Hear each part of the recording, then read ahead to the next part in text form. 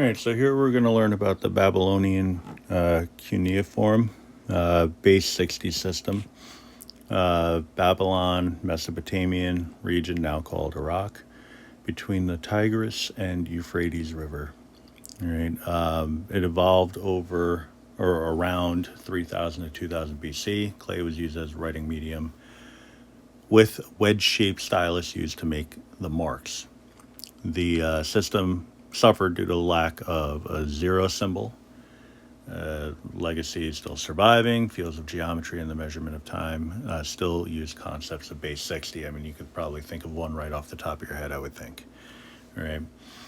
It was a mixed system. The numbers greater than 60 were written according to positional principles to base 60, and the numbers below were written by simple grouping system to base 10.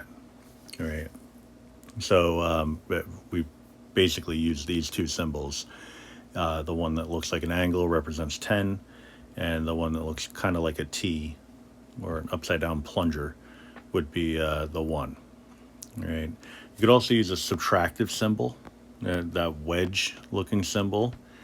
So instead of saying for 38, for example, 3 tens followed by 8 of those vertical markings, we could say that we have 40, right? This is 1, 2, 3, 4 of those tens, and then subtract 2 from that, all right? So that's another way that it could be represented, all right? For larger numbers, we're going to break it up based off of kind of like what we were doing with some of the other techniques. You just figure out what the place value is.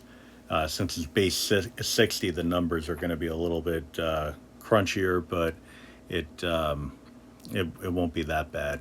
Right? So, for example, 72 could be thought of as 60 plus 12. Right? So the way we would represent it, now they use spaces, but if you write this space too small, I suppose, then it could be kind of confusing what we're looking at. But essentially, what we're saying here is that we have one of the 60s plus 12 of the ones. All right. And so the way we would break that apart, we're going to just use commas, but it would be a 60 or 1 in the 60s place. And then I would leave a space to represent, I would use 10 after that. So I would leave a space, 10, and then I would need 2 more on top of that. Not literally on top of it, sorry. In addition to, in order to get me up to 12. All right. But that space, depending on how I draw it, I mean, I'm not the best artist in the world. If I drew it too close together, you might not recognize what that number is supposed to be. All right. So what we'll do is we'll just kind of chuck a little, comma in between. I almost said minus sign.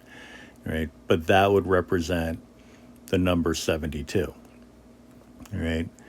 So we're looking at multiples of 60, essentially. For larger numbers, it could be even more complicated. But let's say, for example, I have, I'll say 195. All right. So in terms of multiples of 60, because we have another example here, but this one is different enough that it should be all right. All right. So 60 times 3 would get me to 180. Then after that, I would have 15 left over. Right? So you want to have enough multiples of 60 so that whatever's left over is some number less than 60. Yeah, it's kind of a weird way to say it, but that's how it is. So I would need 3. I keep wanting to make an arrow here. Kind of an arrow, but the other way around. You see?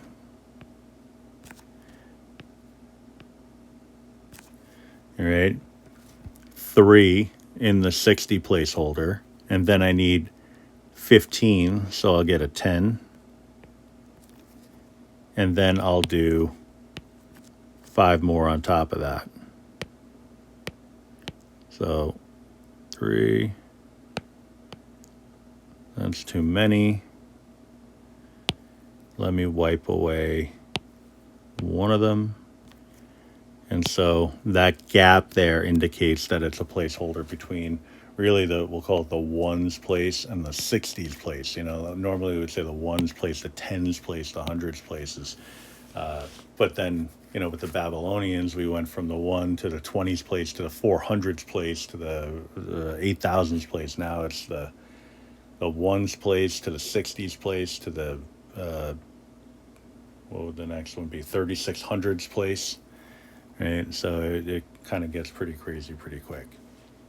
All right, but like I said, for the sake of sanity, I guess we'll just tuck a little comma in there to indicate that you know, like just in case it doesn't look like a gap, it really is a gap.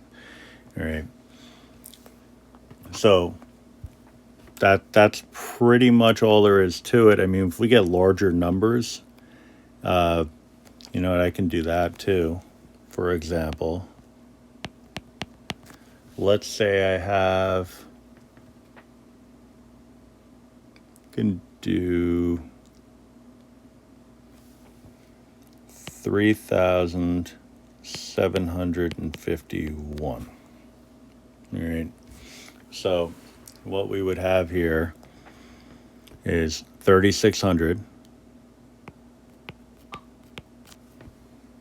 All right. That, and if you don't know, if we're again thinking about places, I'll kind of tuck it in here.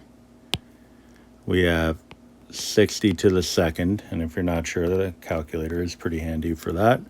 60 to the first place and 60 to the 0th place. So anything between 0 and 60, so 0 to 59 would be in this neck of the woods.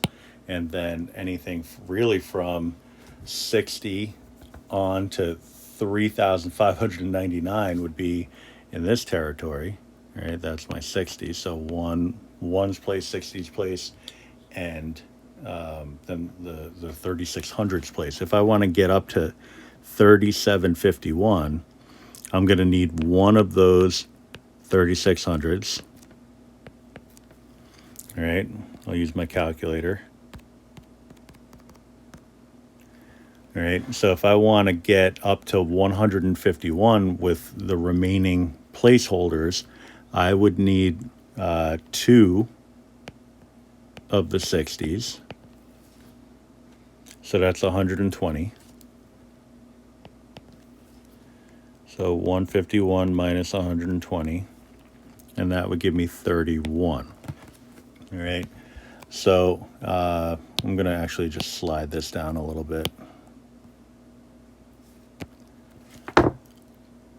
So in this place, I just need a 1. Then in this place, I need 2.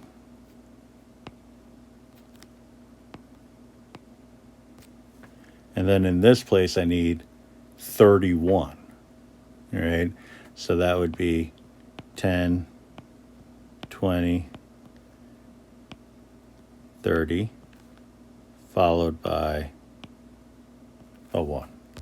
Right, and leaving the gap would be enough to illustrate that those are the places we're working with, but I'll just throw the commas in just for consistency. All right, going the other way, again, same idea. We need to know our places. So in this case here, we're looking at the ones place and the 60s place. All right. So this is a symbol for 10. So 10 times 60. And then add to that, this is an 11 multiplied by 1. And that's where you're going to get your 611. All right. Same idea here. 60 to the 0th, 60 to the first, and 60 to the second 1 times 3600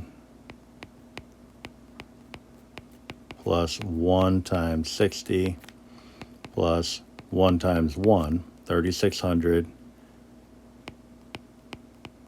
plus 60 plus 1 gets you to 3661. So you should be able to tackle the problems in 143 now.